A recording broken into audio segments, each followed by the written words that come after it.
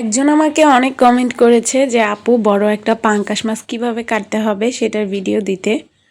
তো আজকের ভিডিওটা সেই মানুষটার জন্য যে আমাকে কমেন্ট করেছে। তো আসসালামু আলাইকুম এভরিওয়ান, আজকে আমি বড় সাইজের একটা পাঙ্গাস মাছ কেটে দেখাবো। আমরা সচরাচর মাছ বাহির থেকেই কেটে আনি, যেহেতু বড় বড় মাছগুলি বাসায় কাটা খুবই কষ্টের। তো তারপরে অনেক জায়গায় অনেককে মাছ কেটে দিতে চায় না, তো সেই ক্ষেত্রে আপনাদের জন্য এই ভিডিওটা। আর যে আপু দেখতে চেয়েছিল, আপু কিংবা ভাইয়া, তার জন্য এই ভিডিওটা।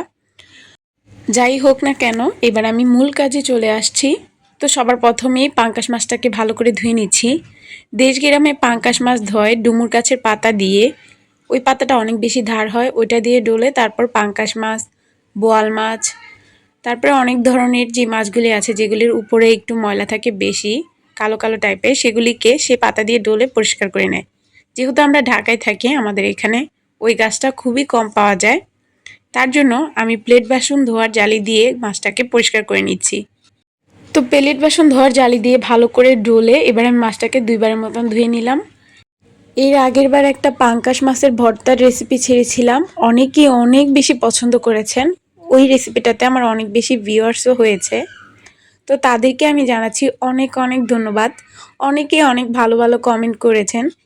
তো এই জিনিসটা আমার কাছে খুবই ভালো লেগেছে। আপনাদেরকে অনেক ধন্যবাদ, সবাই আমাকে এভাবে সাপোর্ট করবেন, তাহলে আমি ভিডিও বানানোর জন্য আগ্রহ পাবো। তো এই তো কথা বলতে বলতে পাঙ্গাস মাছটাকে কেটে নিচ্ছি। আপনারা হয়তো বা খেয়াল করেছেন, পাঙ্গাস মাছের পেটটা আগে থেকে কাটা ছিল। এই মাছটা গ্রাম থেকে এসেছে, এর জন্যই পেটটা আগে থেকে কেটে দিয়েছে, না হলে এটার ভিতরে ময়লা থাকতো আর মাছটা গন্ধ হয়ে যেত। তো এই তো এবার আমি মাছের মাথাটা আলাদা করে তারপর বড় বড় কাটাগুলি একটু কেটে নিচ্ছি। যেহেতু বড় মাছ, এর জন্য আমি ছুরি নিয়ে নিয়েছি, যাতে কাটাগুলি কাটতে সুবিধা হয়। তো এই তো কাটাগুলি ফেলে এবার আমি মাছটাকে পিস পিস করে নিব। তো সবার প্রথমে লেজের নিচের অংশটা কেটে নিয়েছি, পেটির যে নিচের অংশটা থাকে।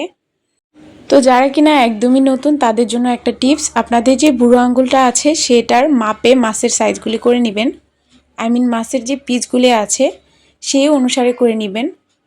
তো আমি বুড়ো আঙ্গুলটা দিয়ে আমার বুড়ো আঙ্গুলটা যতটুকু চড়া সেই অনুযায়ী আমি পিসগুলি করে নিচ্ছি, তাহলে মাছের প্রত্যেকটা পিসই অনেক সুন্দর হবে আর এক সাইজের হবে।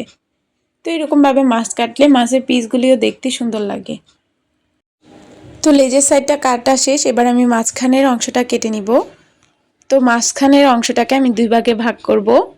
পেটির যে সাইডটা আছে সেটাকে আমি আলাদা করে নিব, যেহেতু এই পিসটা অনেক বেশি চড়া হয়ে যাবে, এর জন্য আমি পেটির পিসটাকে আলাদা করছি। পেটিটাকে আমি 4 ভাগে ভাগ করে নিচ্ছি, তাহলে এই সাইজটাও সুন্দর হবে, নাহলে একদম ছোট ছোট হয়ে যেত।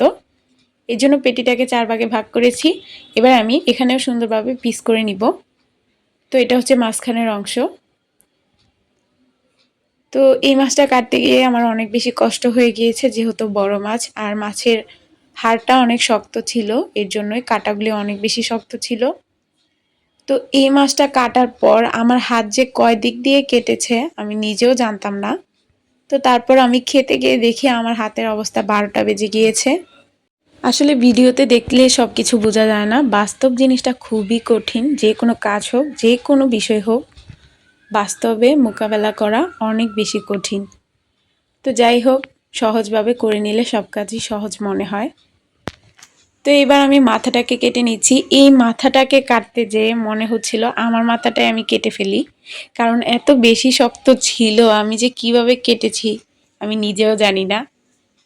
তো এই তো অনেক যুদ্ধ করার পর মাছটাকে আমি অবশেষে কাটতে পারলাম, বিশেষ করে মাথাটা নিয়ে আমার খুবই যুদ্ধ হয়েছিল। তো এই তো অনেক জোড়াজুড়ির পর মাছটাকে আমি কাটতে পারলাম, আর মাথার অবস্থা 12টা বেজে গিয়েছে। তো আজকের ভিডিওটা কার কাছে কেমন লাগলো অবশ্যই কমেন্ট করে জানাবেন, ভালো লাগলে বেশি বেশি করে শেয়ার করে দিবেন। তো সবাই ভালো থাকবেন, সুস্থ থাকবেন, আমাদের জন্য সবাই দোয়া করবেন। আল্লাহ হাফেজ।